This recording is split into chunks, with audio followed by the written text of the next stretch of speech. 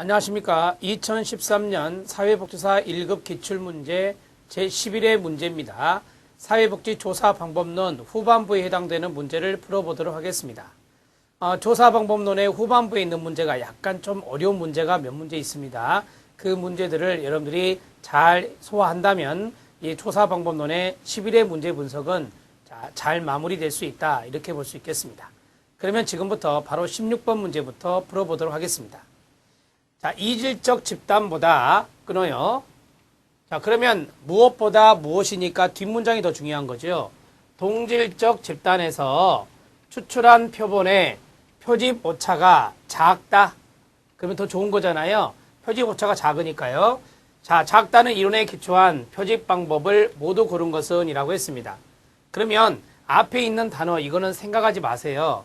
동질적인 집단에서 추출한 표본의 표집 오차가 작다. 그러니까 동질적인 집단에서 뽑자라고 하는 거잖아요.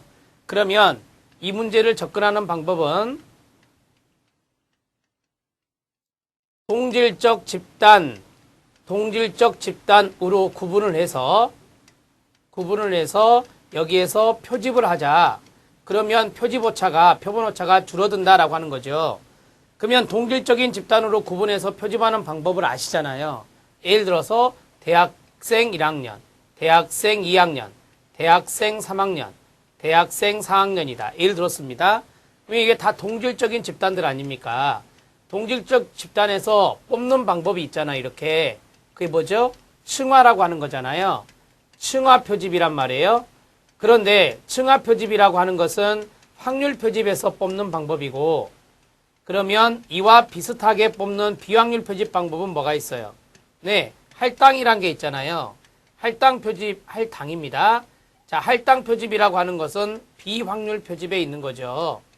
방법은 똑같은데 이렇게 나누어서 동질적인 집단 나누어서 뽑는 것은 똑같은데 층화 표집은 확률이니까 무작위로 뽑는 것이고요. 여기에 있는 층화는 할당이라고 하는 것은 바로 인위적으로 뽑는 거죠. 왜냐하면 비확률 표집이니까. 그래서 여기 문제에서 요청하는 건 뭐냐면 동질적 집단에서 뽑자라고 하는 거예요. 동질적 집단에서 뽑아내자라고 하는 거죠. 그래서 여기 있는 할당 표집과 그 다음에 층화 표집이 답이 되는 거예요. 위 표집이라든지 단수 무작위 표집은 해당 사항이 없습니다. 그래서 나와 라가 답이 되는 것이죠. 이렇게 처리하시는 겁니다. 16번 문제, 좋은 문제예요. 응용 능력이 있는가? 그것을 물어보는 문제가 되겠습니다. 알아두시기 바랍니다. 답은 3번입니다. 자, 17번 문제 들어갑니다.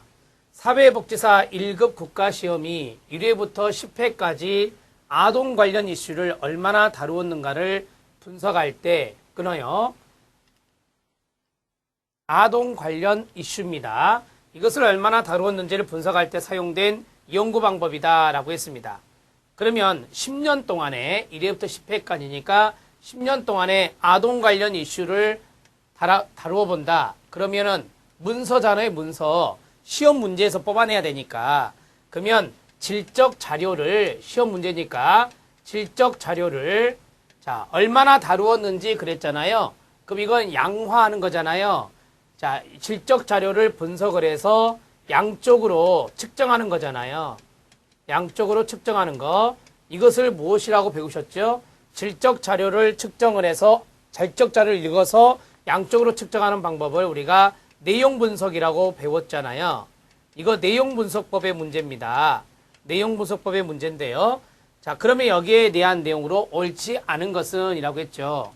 그러니까 한마디로 말하면 내용 분석법에 대한 부분으로 틀린 것은 이걸 찾는 건데, 자, 이 문제를 지금 사례를 주면서 내용 분석이라는 것을 읽어낼 수 있도록 하는 거죠. 첫 번째, 분석 대상에 끊어요. 영향을 미치